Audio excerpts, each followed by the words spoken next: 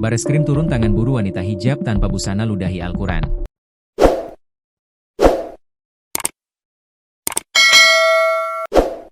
Direktorat Tindak Pidana Siber, Ditipid Siber, Bareskrim Polri tengah memburu seorang wanita yang videonya viral karena diduga melakukan penghinaan terhadap kitab suci Al-Quran. Aksi tersebut menimbulkan kehebohan di media sosial dan memicu reaksi luas dari masyarakat. Kasubdit I Ditipid Siber Bareskrim Polri, Kombes Rizky Agung Prakoso, mengatakan bahwa pihaknya kini sedang melakukan proses profiling untuk mengidentifikasi pelaku. Sedang kami profiling. Masih dalam pencarian, kata Kasubdit I Ditipid Siber Bareskrim Polri Kombes Rizky Agung Prakoso dalam keterangannya dikutip pada Senin, 24 November 2025. Profiling merupakan metode pengumpulan dan analisis data untuk memperoleh gambaran akurat mengenai identitas atau karakteristik subjek tertentu.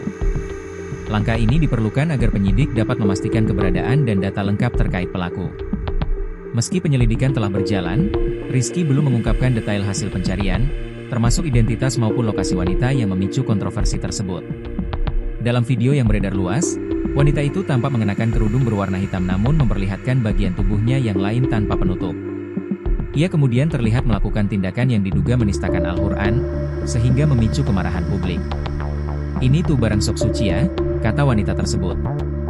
Setelahnya, wanita itu terdengar melantunkan ayat suci sambil menyelipkan kata-kata kasar yang menjurus kepada kelamin laki-laki dan perempuan.